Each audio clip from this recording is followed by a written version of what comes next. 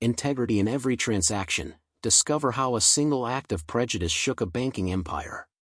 At a high-end bank in downtown Chicago, a black man steps up to the counter for a routine withdrawal, but the teller barely glances at him before pushing his ID aside, her tone sharp and dismissive. Moments later, security is called, and he's dragged out like a criminal, while white customers walk out with stacks of cash, no questions asked. What the bank doesn't know is that they've just thrown out the wrong man. When his true identity is revealed, he'll show them who really holds the power here. Mr. Julian Thorne stepped into the Thorne Financial branch at exactly 9 a.m. The glass doors parted smoothly, allowing the crisp morning air to follow him inside. Sunlight streamed through the floor-to-ceiling windows, casting sharp, golden reflections on the polished tile floors. The bank was alive with the quiet hum of business. Employees in tailored suits moved briskly behind the counters. Clients stood in neat rows waiting for their transactions, and the soft chime of the service bell rang at regular intervals. It was a well-oiled machine, just the way Julian had envisioned when he built this institution from the ground up. Yet today, he wasn't here as the CEO, no meetings, no press conferences, no high-profile deals. Just a routine withdrawal, $15,000 from his personal account. Something any customer should be able to do without complication. He wasn't dressed in a custom suit or a designer watch, just a neatly pressed light blue button-down, a pair of khaki pants, and clean sneakers. His presence was unassuming, blending seamlessly into the morning crowd. As he stepped further inside, his sharp eyes caught sight of a man at the counter, middle-aged, white, clad in a charcoal gray blazer. The teller smiled warmly as she counted out neat stacks of cash, handing them over without hesitation. Julian caught a glimpse of the amount on the transaction slip as the man turned, $20,000. The customer pocketed the money, nodded in appreciation, and strolled toward the exit, untouched by scrutiny, unquestioned, unbothered. Julian exhaled slowly, his jaw tightening for a split second before he unclenched it. He had seen this before, felt it before. But today, more than ever, he was determined to ensure that his own establishment was not fostering that same brand of silent prejudice. Keeping his expression neutral, he moved toward the teller counters. The line was short, and within moments, he found himself standing in front of a blonde woman in a stiffly pressed navy blazer. Her nameplate read Chloe Vance. Unlike the previous transaction he had just witnessed, Chloe did not offer a smile. She barely glanced at him before reaching beneath the counter and sliding a clipboard in his direction. "Fill this out," she said flatly, her tone mechanical, detached. No greeting, no pleasantries. Julian studied her face for a moment before lowering his gaze to the form. Standard withdrawal slip. He had no issue filling it out, procedures were procedures. But something about her demeanor was off. Still, he maintained his composure, retrieving a pen from his pocket and quickly writing down the required information. Once done, he slid the clipboard back toward her along with his driver's license. She took the slip, but didn't even glance at the ID. Instead, she took one look at the amount and immediately shoved the form back across the counter. "We can't process this," she said curtly, folding her arms. Julian frowned, his fingers brushing against the rejected form. "Excuse me?" Chloe didn't blink.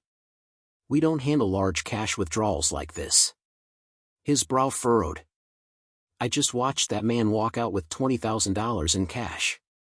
He gestured toward the exit where the previous customer was now stepping onto the busy sidewalk. "You didn't hesitate for a second with him." Chloe's lips pressed into a thin line. "That's different." Julian leaned slightly forward, his voice calm but firm. "How exactly?" Chloe averted her gaze for the first time, but not out of discomfort, more like irritation. Instead of answering, she turned her head slightly, eyes flicking toward the glass-walled office in the back where Olivia Reed, the manager, stood observing. And just like that, Julian knew. Julian followed Chloe's gaze toward the glass-walled office at the back of the bank where Olivia Reed stood, arms crossed, watching the interaction with thinly veiled scrutiny. A woman in her mid-40s, clad in an immaculately tailored suit, She had the sharp, calculating look of someone who had already made up her mind long before she would pretend to consider the facts. The moment their eyes met, she gave a slight nod, almost imperceptible, but it was enough. Chloe's posture straightened, her confidence bolstered by the silent approval of her superior. When she turned back to Julian, there was something colder in her eyes. She exhaled sharply, as if she were already exhausted by the conversation. "I told you," she said, tapping the slip of paper still resting between them, "we can't process this transaction." Julian inhaled slowly, measured, keeping his patience in check. "And I'm asking you why." Chloe didn't answer immediately. Instead, she tapped her manicured nails against the counter in a slow, deliberate rhythm, as if stalling. Finally, she sighed, tilting her head. "It's just unusual," she said, her voice carrying that artificial sweetness people used when pretending to be reasonable. "A cash withdrawal this large, it's suspicious." Julian let the word hang in the air between them, heavy and deliberate. Suspicious. He felt it settle in his chest, in his bones, the way it always did when people like Chloe used polite words to mask uglier intentions. He knew this game. He had played it his whole life, maneuvering through unspoken rules that dictated who was given trust without question and who was forced to prove over and over that they even had the right to exist in certain spaces. "You didn't seem suspicious when he did the exact same thing," Julian said, his voice even, controlled. He didn't need to point, they both knew who he meant. "So, tell me, Chloe, what's the difference?" A flicker of something flashed in her eyes, a split-second hesitation before she recovered, shaking her head. "Sir, I don't make the rules." Julian let out a soft, humorless chuckle. "You don't make the rules," he echoed. "But you sure as hell know how to apply them selectively." Chloe bristled, her lips pressing into a tight, thin line. "I need to get my manager," she said abruptly, her tone clipped. She didn't wait for a response before she turned sharply on her heel and disappeared into the back office. Julian didn't move. His fingers rested against the cool surface of the counter, tapping idly, matching the steady thud of his heartbeat. The air in the bank had shifted, subtle but noticeable, as if the space itself had sensed the tension simmering beneath the surface. He could feel eyes on him, other tellers glancing in his direction, customers shifting uncomfortably, as if they knew something was happening but didn't want to get involved. A few feet away, a woman, white, in her early 50s, watched him with thinly veiled curiosity. Lisa Parker, he read from the name tag pinned to her purse. She was standing near the customer service desk, hands folded over the strap, as if debating whether to say something. Julian met her gaze briefly, and for a moment she hesitated before offering a small, uncertain smile. He didn't return it. Not because he was angry at her specifically, but because he knew how this played out. People like Lisa watched.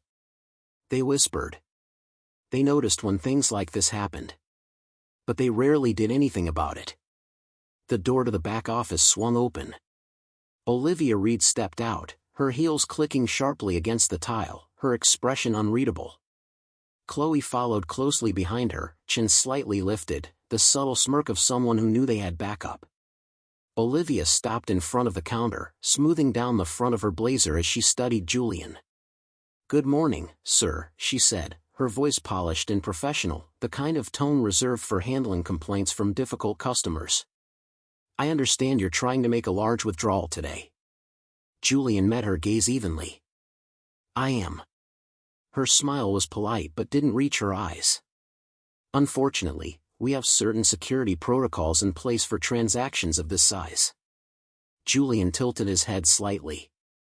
"Security protocols?" "Yes," she said smoothly. "For the safety of our customers and our staff, we have to be extra cautious with high-value withdrawals." Julian folded his arms across his chest, his stance shifting slightly. "So, what exactly does that mean for me?" Olivia offered a sympathetic expression, the kind that was meant to look apologetic but was really just condescending. "It means we need to verify some additional information before proceeding." Julian exhaled through his nose. "You mean my information?" "Because clearly you didn't need to verify anything when that man withdrew more than I did."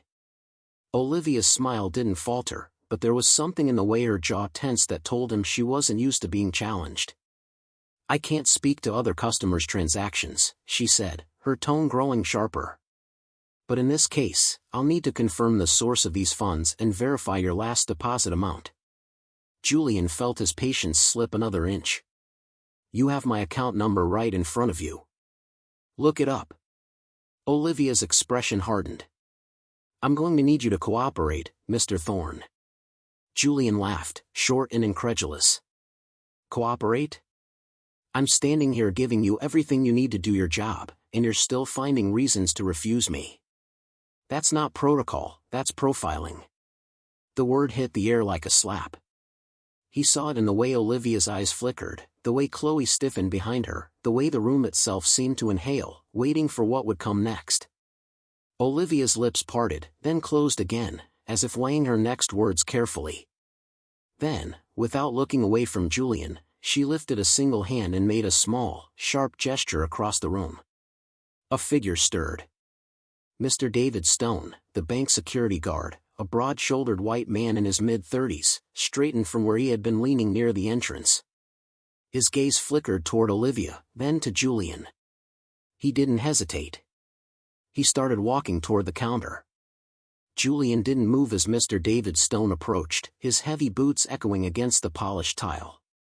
The security guard was tall, broad, the kind of man who carried his authority like a badge he didn't need to flash because people like him never had to prove they belong. His expression was carefully neutral, but his posture wasn't, shoulders squared, hands loose at his sides. He walked with the slow, deliberate pace of someone preparing for an unnecessary escalation. Olivia didn't bother glancing at him. She didn't have to. The silent command had already been given. She kept her attention fixed on Julian, waiting, watching. She expected compliance. They always did. Julian let out a slow breath, controlled, steady, keeping his expression unreadable even as something hot curled in his chest. He had seen this play out too many times before, a scene as old as time, a black man being treated like a threat in a space where he was supposed to belong. "I'm going to ask you again," Olivia said, her voice still polished, still perfectly professional, as if she wasn't actively orchestrating his removal. "Can you verify the source of these funds?" Julian's jaw tightened. "My paycheck," he said evenly. "Like every other time I've deposited money into this account." Olivia tilted her head slightly, her eyes flicking to Chloe who stood stiff behind the counter, arms crossed. "And can you provide the exact amount of your last deposit?" Julian stared at her. He could feel the weight of the room pressing. And now other customers were pretending not to listen. Tellers were pointedly avoiding looking in his direction. Lisa Parker, the older white woman standing near the customer service desk, shifted uncomfortably, her grip tightening on the strap of her purse. She wanted to say something. He could see it in the way she fidgeted, the way her mouth opened just slightly before she decided not. "My place." Julian dragged a slow hand down his face, exhaling through his nose. "You have my account number right in front of you," he said, forcing his voice to stay even, calm. "Why don't you look it up?" Olivia's expression didn't change. "That's not how we do things here." A laugh, low and humorless, pushed past Julian's lips. "That's interesting," he said, "because I've banked here for years and not once have I been asked these questions. Not once have I been treated like I don't belong." He took a step closer to the counter, his voice sharpening. "So tell me, Olivia, what exactly about me makes you think I don't?" Silence. Thick, stifling. Chloe's gaze flickered toward Olivia, uncertain now. Even she knew they had crossed the line from policy into something else entirely. But Olivia, she didn't flinch. If anything, the slight curve of her lips suggested she enjoyed the power she thought she held in this moment. Her gaze drifted past Julian, a flick of the eyes that said more than words ever could. David Stone stopped beside him, close enough that Julian could feel the presence of him, a shadow looming just at the edge of his periphery. "I'm going to have to ask you to leave," David said, his voice flat, impersonal, as if Julian were nothing more than a minor inconvenience, as if he weren't a customer at the very bank he built. Julian turned his head slowly, meeting the guard's eyes for the first time. He held his gaze, searching for any sign of awareness, of doubt, of hesitation. He found none. And yet he knew David didn't make this call. Olivia did. Chloe did. All of them did. They had decided the second he walked through those doors that he didn't belong, that he wasn't deserving of the same courtesy, the same trust, the same ease that had been extended to the man before him. The difference between them? Skin. Nothing else. And now they were sending him out. Julian inhaled once deeply, then exhaled, his patience thinning by the second. He had played this game long enough. He reached into his pocket, slow and deliberate, and pulled out his phone. He unlocked the screen with a tap, raised it slightly, and hit record. "You're refusing to process my withdrawal," he said, his voice calm but clear enough to carry, "despite having my identification, my account information, and despite processing an even larger withdrawal for a white customer right before me." Chloe tensed. Olivia's jaw twitched. David's stance stiffened. "I'm going to ask you again," David said, his voice a shade less certain now. "Step outside." Julian's grip tightened around his phone. "And if I don't?" David didn't hesitate. He reached out, a firm hand wrapped around Julian's forearm, fingers curling with just enough pressure to make it clear he wasn't being asked anymore. Julian barely had time to brace himself before he was yanked backward, his shoulder collided with David's solid frame as the guard spun him toward the door, shoving him forward with just enough force to make him stumble. A sharp gasp broke through the silence. Someone muttered, "What the hell?" But no one stepped in. His feet barely caught traction before he was shoved again, this time harder, until his back hit the glass door. The impact sent a sharp shock up his spine, but Julian didn't let it show. He refused to let them see it. The door swung open under the force, and the next thing he knew, he was outside. The cold morning air hit him like a slap. Behind him, David stood in the doorway, arms crossed, looking down at him with impassive disinterest. And then the final insult, his ID, the very thing they refused to acknowledge, the very thing that proved exactly who he was tossed to the ground at his feet. The small plastic card hit the pavement with a sharp, lifeless clatter. Something burned in Julian's chest, something hot and raw, something dangerously close to the line between contained rage and outright fury. But before he could move, before he could reach down, a shadow passed over him. A second security guard, Mr. Ben Carter, black, mid-30s, tired in a way that had nothing to do with physical exhaustion, stepped forward. His expression was unreadable, but there was something in his eyes when he crouched down, when his fingers closed around the discarded ID, when he dusted it off with deliberate, almost reverent care before handing it back to Julian. "This place," Ben muttered under his breath, just loud enough for Julian to hear, "always does this." Julian took the ID, his fingers brushing against Ben's just briefly before the man pulled back. Ben exhaled, shaking his head. "Doesn't matter if you got a degree, if you got the credentials, if you keep your head down and do everything right," he murmured, his voice carrying the weight of too many years of quiet endurance. "They don't want us here. Not in the offices. Not at the top. We're security. We're janitors. We're the numbers they need to make it look like they give a damn." He glanced back at David, his expression filled with something between resignation and restrained disgust. "But this," his voice dipped lower, "just for Julian, this isn't new." Julian stared at him for a long moment, heart still pounding, adrenaline still thick in his veins. Then slowly, he reached back into his pocket. He pulled out his phone again, but this time he wasn't recording. He was dialing. The line rang once, twice. Then Mr. Andrew Hayes, a crisp voice answered. Julian's grip tightened. "I need you at the Chicago branch now." There was a beat of silence on the other end of the line, then a sharp inhale. "I'll be there in 15. Julian ended the call, sliding his phone back into his pocket. His fingers curled around his ID, the edges pressing into his palm, grounding him, keeping the fury simmering beneath his skin from boiling over.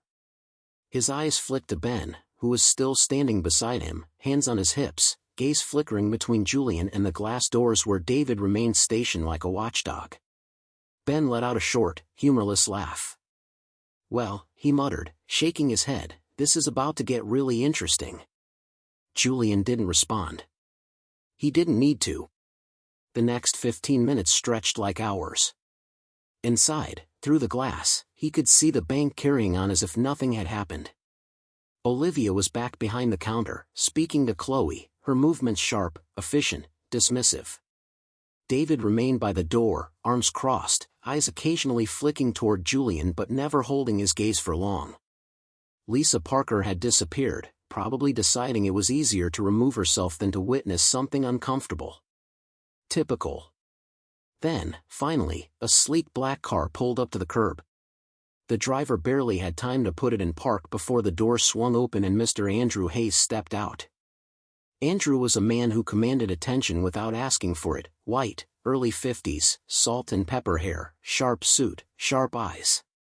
Unlike the performative professionalism Julian had faced inside, Andrew's authority was real, earned, not projected. He didn't waste a second. The moment his gaze landed on Julian, his expression tightened. Then he was moving. David straightened as Andrew approached, uncertainty flickering across his face. He must have recognized him, must have realized this wasn't just another customer. But Andrew didn't even acknowledge the guard. He stepped right past him, the air in the bank shifting as the glass doors parted for him, his presence slicing through the tension like a blade. Julian followed, his steps measured, controlled, though the heat of anticipation coiled in his chest. Ben hesitated for only a second before trailing behind. The second Olivia turned and saw Andrew, her expression flickered, something between confusion and realization. She straightened, smoothing down the front of her blazer, quickly composing herself. Chloe, standing just behind her, went stiff. "Mr. Hayes," Olivia greeted, her voice forcibly even, her professional mask slipping into place. "I wasn't expecting." Clearly, his tone was cold, cutting, because if you had been, this wouldn't be happening. Olivia's lips parted, then closed. A shadow of discomfort passed over her face, but she recovered quickly. "Sir, there seems to be some misunderstanding." "Oh, there's no misunderstanding," Andrew cut in smoothly, his gaze shifting briefly to Julian before locking back onto her. "The only thing I'm confused about is why my CEO was just forcibly removed from his own bank." A dead silence fell over the room. Chloe visibly paled. David stiffened by the door. Even the tellers who had been pretending not to listen froze mid-transaction. Olivia blinked, then blinked again. For the first time, her perfectly composed expression faltered. Her mouth opened a second too late. "I said, save it," Andrew said, voice like steel. His gaze flicked to Chloe. "You refused his transaction." Chloe's throat bobbed. I was just following protocol." "Protocol?" Andrew echoed, his tone edged with disbelief. He let the words settle, let it stretch into the silence. "Is that what we're calling blatant racial profiling now?" Chloe's mouth opened and closed, but no words came out. Andrew didn't wait for an answer. His attention snapped back to Olivia. "Tell me, Olivia," he said, slow, deliberate, measured, "did you even check his account before you decided he wasn't qualified to access his own money?" Olivia inhaled sharply, her composure finally cracking. "Sir, Yes, or no." Andrew's voice was quiet, lethal. Olivia hesitated, just for a fraction of a second, but it was enough. Andrew exhaled through his nose, a slow, calculated breath. Then he looked around the room, at Chloe, at David, at the tellers who had watched and said nothing. He let the silence stretch, let it smother them under the weight of what had just been exposed. Then finally, he said, "You're done here." Olivia went rigid. "Sir." Effective immediately, Andrew continued as if she hadn't spoken. "And if I find out this kind of treatment has been happening to other customers?" His gaze flicked to David, "Or if any employee under my leadership thinks they can use their position to enforce their own biases." He let the sentence hang unfinished, the threat embedded in the silence. "You won't just lose your job, You'll answer for it legally. David had the decency to look away. Olivia's face flushed deep red, a stark contrast to the icy confidence she had held just minutes ago. This is completely unnecessary. Unnecessary? Julian finally spoke, his voice sharp, incredulous. You had me thrown out like a criminal. You refused to even look at my ID, refused to check your own system. You knew exactly what you were doing, Olivia. Olivia flinched. Andrew turned back to Julian, his expression shifting, apology flickering in his eyes, though he knew words wouldn't fix what had already happened. He nodded firm.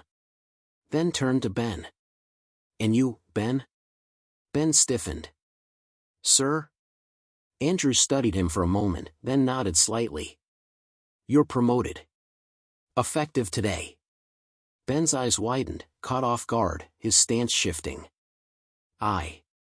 You deserve better than working under people like this, Andrew said simply. Then turned back to Julian. Julian, he said, the familiarity in his voice standing in stark contrast to the cold authority he had used with Olivia, you want this branch cleaned out? Julian didn't hesitate. Completely. Andrew nodded once. Then, as if the decision had already been made, he turned back to the stunned employees. Everyone involved in this incident is to be reported for bias training, mandatory. His gaze lingered on David. That includes security. The weight of his words settled over the room like a final nail in the coffin. Olivia opened her mouth again, but no words came out. Julian exhaled, slow, steady. Then without another glance at her, he stepped forward, reclaiming his place at the counter. Chloe stepped aside immediately. Andrew gestured toward the computer. Process his withdrawal. This time, no one dared argue. The crisp stacks of bills were counted out, placed neatly in front of Julian, his money, his. Not something to be debated. Not something to be justified. Just his.